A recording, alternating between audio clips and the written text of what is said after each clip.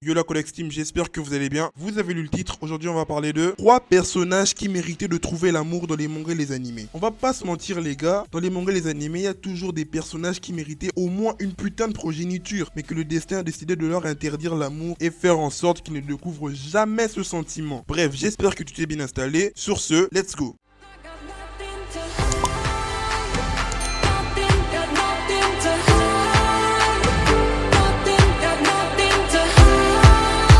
Le premier personnage à être cité dans cette vidéo sera Yamcha de la saga Dragon Ball. Pourquoi Yamcha méritait-il de trouver l'amour? Les gars, on va pas se mentir, c'est Yamcha qui aurait dû pécho Bulma et vivre une vie de luxe. Franchement, qui n'a jamais voulu voir le couple Yamcha-Bulma? Le bouc, il avait toutes ses chances. Le frérot, il avait dit first sur la go depuis le début de l'animé. Tout le public a validé le couple. Temagoku, il est allé vers Shishi, il a laissé Bulma au frérot Yamcha. Il restait plus qu'au bouc de bien gérer ça et de finir en ce que les gars. Mais malheureusement, il a pas réussi à conclure et s'est fait piquer sa proie par Vegeta. Non mais les gars, je sais pas si vous vous rendez compte du choc que ça a dû être pour Yamcha. Le mec était sur la raclie depuis ses 16 ans et au final, 10 ans plus tard, il se fait voler sa proie par un antagoniste. Depuis ce choc, Yamcha il était plus le même gars. Il n'avait plus rien à foutre de la vie. Je sais, vous vous plaignez souvent qu'il meurt tout le temps, mais c'est juste parce qu'il a perdu la volonté de vivre à cause de cette fin de Bulma les gars. Et le pire est qu'après, le mec a cessé de croire en l'amour. Lui, les fils, c'était fini. Le mec, il a commencé à traîner avec des Pokémon et des cochons qui parlent. Tout ça pour dire qu'aujourd'hui, le bouc, il souffre. Si seulement il avait réussi à pécho Bulma, j'imagine même pas sa tête. Je vous rappelle que Yamcha, c'était un voleur, un brigand. Imaginez le gars, il allait passer de brigand voleur à homme respecté dans la société,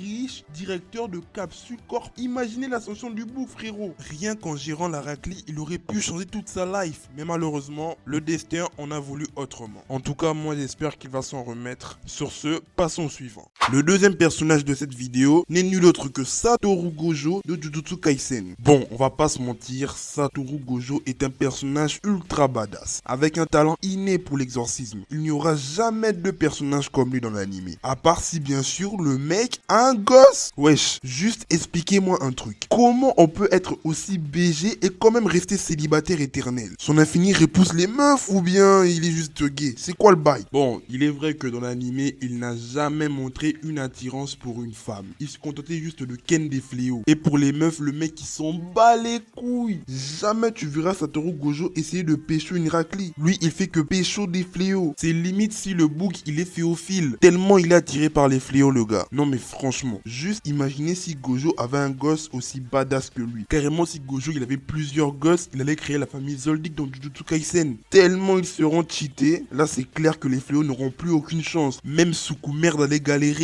Mais je préfère ne rien dire parce que on sait tous, Sukuna, c'est Sukuna quoi. Bref, franchement les gars, si Gojo n'avait ne fils qu'un seul gosse, ça aurait été une bonne relève dans le monde de l'exorcisme. Mais malheureusement, le mec n'aime pas les femmes, il préfère les fléaux. Sur ce, passons au dernier. Et le dernier personnage de cette vidéo n'est nul autre que Kakashi Hatake de la saga Naruto. Comment ça le ninja copieur n'a pas connu le love? Ici c'est pas le love le problème, c'est la progéniture. Les gars, est-ce que vous savez que la lignée des talentueux Hatake s'arrête à Kakashi parce que le bouc n'a pas réussi à pécho une meuf? Pourtant il est grave BG notre sensei. Mais le bouc préfère danser avec Guy que de se trouver une raclée. Ah ouais, yo, Shikai Maito, lui aussi c'est un grand célibataire. Ces deux-là sont faits pour être amis, à pas à dire. Wesh, des vétérans de la guerre, mais qui ne réussissent pas à pécho une meuf. Même Choji, il est en couple, wesh. Franchement, leur célibatisme, moi, ça me déçoit. Wesh, Kakashi mérite une raclée, les gars. Vous allez peut-être me dire, non, il veut pas être dans ses futilités, il s'intéresse pas à ce genre de choses. Ok, mais il devrait, frérot. C'est l'avenir des attaqués qui est en jeu. Je sais pas moi qu'il fasse un gosse au moins, après il se barre. Même Azuma, malgré qu'il est mort, il a réussi à faire un fils avant de mourir. Bon, c'est vrai que c'est quasiment un peu dead pour Kakashi vu qu'il devient un peu vieux, mais au moins je pense qu'il lui reste un espoir. Il n'a qu'à devenir un sugar daddy.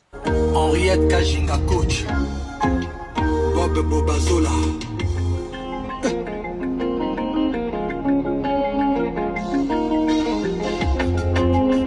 Esaïe Nzingula.